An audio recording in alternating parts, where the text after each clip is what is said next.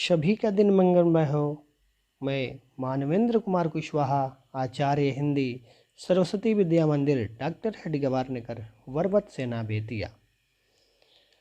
आज हम सभी हिंदी कक्षा के अंतर्गत कक्षा अष्टम के भैया बहनों के लिए पाठ 12 भक्ति पदावली में सूरदास जी के जो पद दिया गया है उसका हम लोग भावार्थ देखेंगे।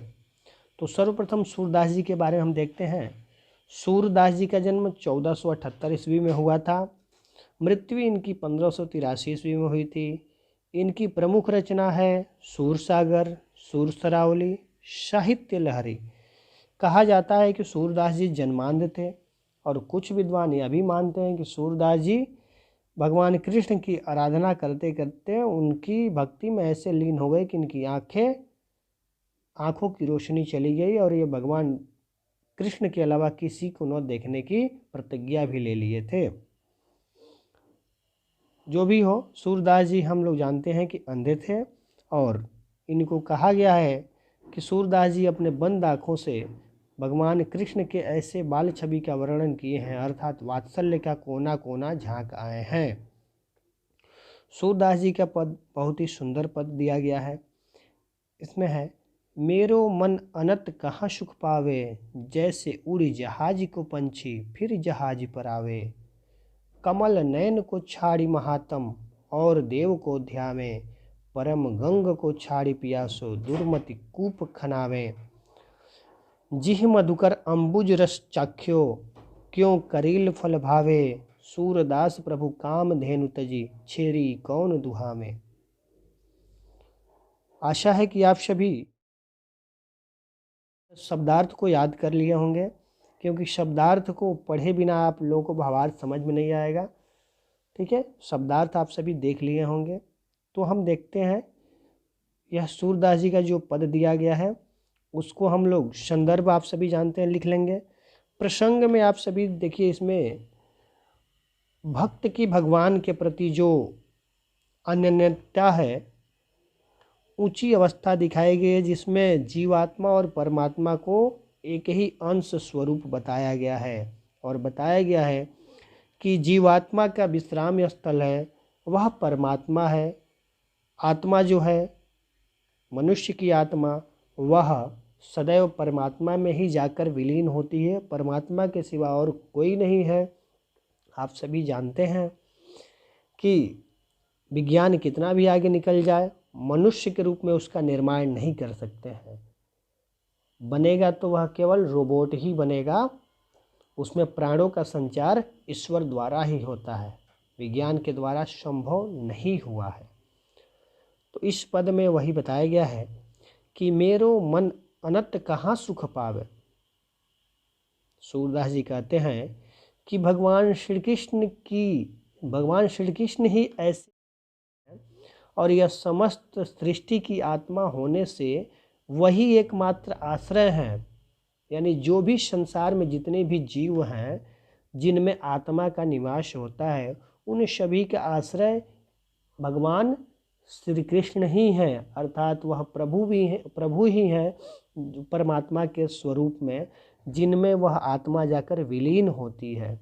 कह रहे, मेरो मन अनंत कहाँ सुख पावे। मेरो मन अन्य कहीं जगह वह सुख नहीं पाएगा, क्योंकि अन्य कहीं भी जगह वह चला जाएगा तो उसमें स्थिरता नहीं आएगी। जैसे उड़ी जहाज को पंछी फिर जहाज पर आवे। कारण जैसे उड़ी जहाज को पंछी, जैसे जहाज पर बैठा हुआ पक्षी बीच समुद्र में जहाज चल रही हो और उस जहाज पर से पक्षी उड़ता है चारों तरफ किसी अन्य स्थान की खोज पर, वह बहुत दूर तक उड़ जाता है और दूर दूर तक भटकता रहता है। उसको कहीं अच्छी जगह दिखाई नहीं देती है जहां वह जाकर बैठ पाए। चारों तरफ जल ही जल दिखाई देता है। तो अंत में हार कर वह निराश होकर फिर उसी जहाज पर आकर बैठ जाता है। उसी प्रकार जीवात्मा है, अन्यत्र जगह भटकते भटकते अंत में वह परमात्मा में ही विलीन होती है। एक और उदाहरण दे रहे हैं, कमल नयन छाड़ी महात्म और देव को ध्यावे। कह रहे हैं कि ठीक उसी प्रकार से विभिन्न प्रकार के देवी देवताओं की आराधना करते हुए मोक्ष प्राप्त होने में असफल लोग पुनः श्री कृष्ण की आराधना में ही लीन होते हैं। कमल नयन को छाड़े, अर्थात कमल नयन यहाँ पे भगवान कृष्ण को कहा गया है। कह रहे हैं कि भगवान कृष्ण को छोड़कर अन्य जो भी साधु महात्मा हैं, लोग हैं, जीवात्मा है, वो सभी अन्य देव को ध्यान लगाते हैं और जब मोक्ष की प्राप्ति नहीं होती है, उसमें असफल हो जाते हैं, तो वह स्वयं भगवान श्री कृष्ण की शरण में आ जाते हैं, क्योंकि एकमात्र आश्रय अर्थात सहारा भगवान श्री कृष्ण ही हैं। कह रहे हैं सूरदास जी कि संसार सागर में प्रभु नाम ही वह जहाज है जो कमल नयन श्री कृष्ण के महात्म्य को जाने बिना अन्य का भजन करते हैं, तो ऐसे वह मूढ़ हैं, मूर्ख हैं। यहाँ पे देखिए, परम गंग को छाड़ पियासो दुर्मति कूप खनावे। कह रहे हैं कि जो भगवान कृष्ण की महिमा को नहीं जानते हैं और अन्य का भजन करते हैं, ऐसे लगता है कि वे ऐसे मूर्ख हैं। दुर्मत मतलब वे ऐसे मूर्ख हैं जो पास में बहती गंगा को छोड़कर पानी पीने के लिए, अपनी प्यास बुझाने के लिए कुएं को खोदते हैं, अर्थात कुएं के पास जाकर उसका प्यास बुझाने को प्रयास करते हैं। जी ही मधुकर अम्बुज रस चखियो क्यों करील फल भावे। कह रहे हैं कि ठीक उसी प्रकार से जैसे मधुकर, मधुकर मतलब होता है भंवरा, कमल पर, अम्बुज मतलब कमल, जैसे भंवरा कमल के फूल का रस यदि चूस लिया हो, चख लिया हो, तो उसको फिर करील, जंगली फल जो कड़वा होता है, उसका वह फल क्यों चखेगा। कह रहे हैं कि यदि वह कमल का सुगंध ले लिया हो, कमल का जैसे रस चख लिया हो, तो क्या वह कभी कड़वा फल चखेगा। मूर्ख ही लोग होंगे जो अपने पास गंगा नदी पड़ी हो और कुएं के पास जाकर प्यास बुझाते हों। ठीक उसी प्रकार से जैसे सूरदास प्रभु कामधेनु तजी छेरी क्यों दुहाए। सूरदास जी कहते हैं कि हे प्रभु, ऐसे मूर्ख ही लोग हैं जो कामधेनु को छोड़कर बकरी का दूध दुहते हैं।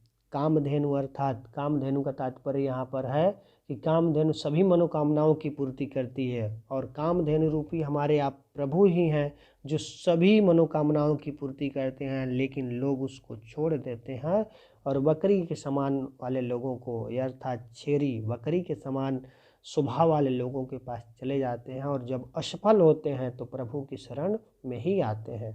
इस प्रकार क्यों न प्रारंभ से प्रभु का ही सुमिरन किया जाए, क्योंकि अंत में आश्रय उन्हीं का लेना है, तो प्रारंभ से ही हम उनकी शरण में लगे रहेंगे तो हमारा कल्याण होगा। यह था सूरदास जी का पद। इसे आप पुनः रिप्ले करके देख लीजिएगा, समझ लीजिएगा और इसके डिस्क्रिप्शन बॉक्स में आपको इसका भावार्थ मिल जाएगा, वहाँ से नोट कर लीजिएगा। इसमें काव्यगत सौंदर्य के रूप में है कि सूरदास भगवान कृष्ण की भक्ति में परम सुख का अनुभव करते हैं। सूरदास को मन के जहाज का पंछी भी कहा गया है। सूरदास जी ने भगवान कृष्ण की भक्ति को त्याग कर अन्य देवताओं की भक्ति करने को मूर्खतापूर्ण बताया है। कमल नयन में रूपक अलंकार है, क्यों करील में अनुप्रास अलंकार है और ब्रज भाषा का प्रयोग किया गया है।